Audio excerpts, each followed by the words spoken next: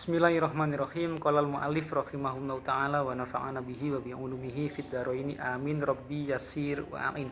Assalamualaikum and thanks God we meet again actually in this opportunity or in this moment. This is very excited moment in my life exactly to be in front of my friends, right? For talking about kind of jurisprudence of law in Islam, or you can call it this one with fiqh. And like we learned in maybe for about 3 weeks or 4 weeks ago, we did or we had been studying about firstly is studying about jamak takdim, and then following this one is jamak takhir, and then now we are going to be learning again about one chapter which is still related with both of them, but this is actually in another context. Maybe this is telling us about syurutul qasri, right? So let's say according or between starting from jamak takdim, jamak takhir, and then the last one about qasr, both of them are, all of them, it's like trilogy of salat, right? So what does these chapters look like? So let's get starting.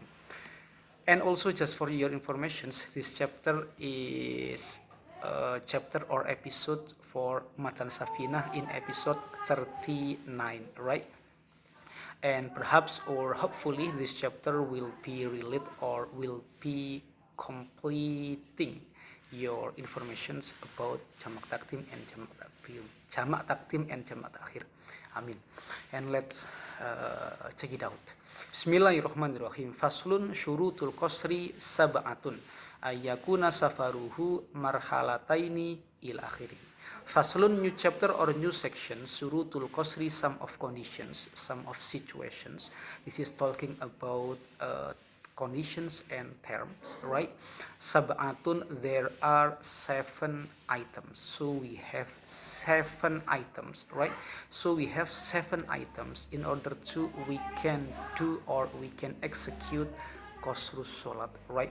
So what are those situations or conditions?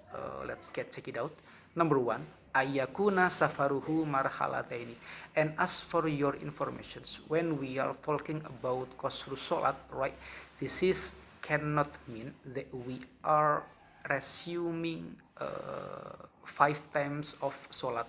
In example, starting from zuhur, asar, maghrib, isya, and subuh, just for 5 times, resuming to be 3 times or like that, something like that. It's not to be like that.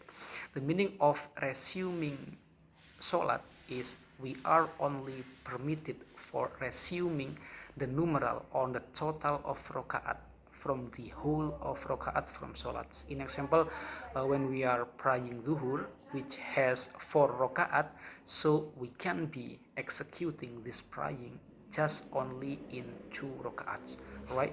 We are resuming the total of rokaat from salat, not resuming 5 times of salat to be 3 times or 2 times, etc., right?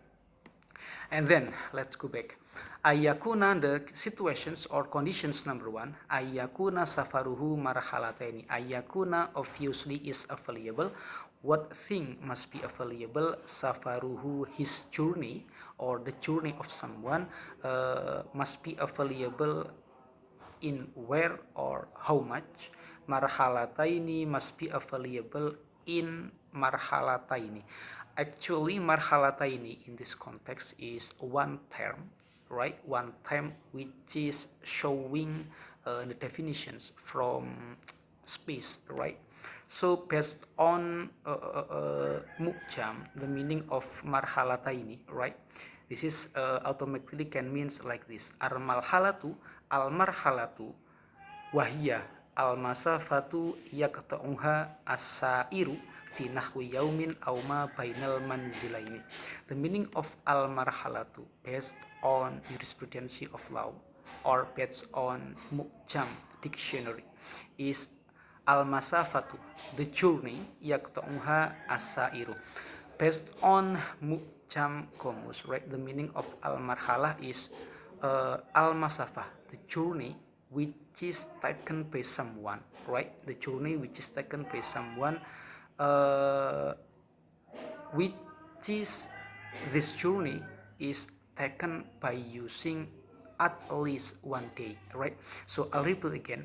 The meaning of al-masafatu based on Mu'jam dictionary is a journey which is taken by someone while using at least one day of the journey or of the time, right?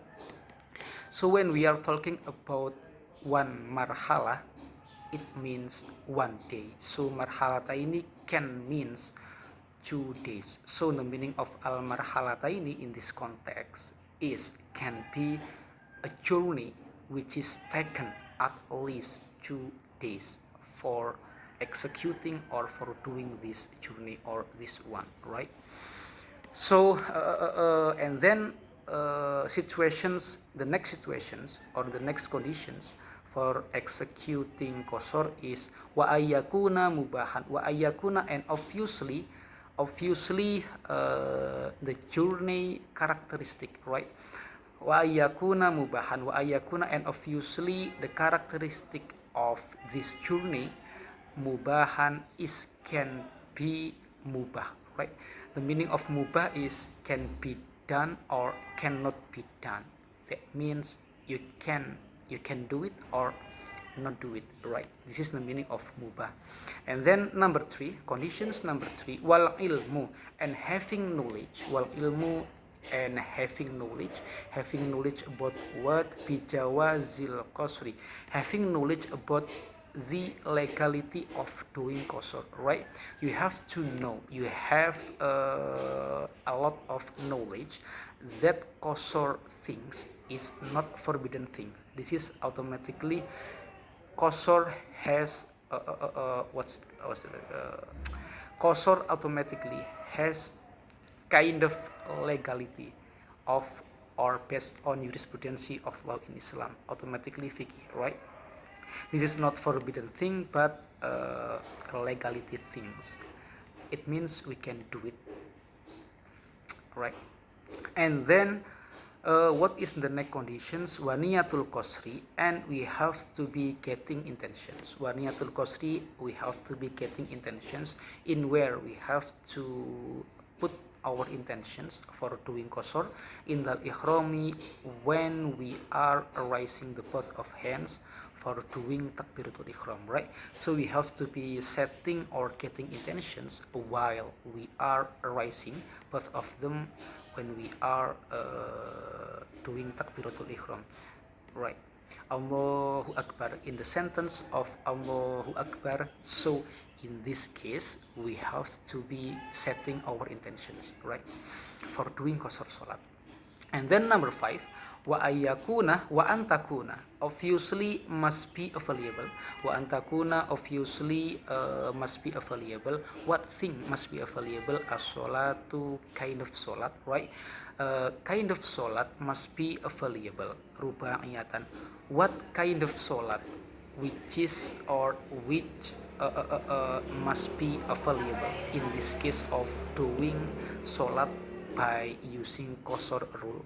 Rubaiyatan, kind of salat must be available is rubaiyatan, is kind of praying which has 4 rakaat only, right? It means we cannot using the rule of qasar in salat which has 3 rakaat or 2 rakaats. It's like maghrib, we cannot use the rule of qasar to execute maghrib salat by using qasar. So do with subuh, right? We cannot use the rule of qasar in subuh time because qasar only working in rubaiyatan. It means only working, qasar only working in praying which has 4 rakaat only, not others, right? And then conditions number 6, watawa musafari, and continuing of journey which is always be permanent.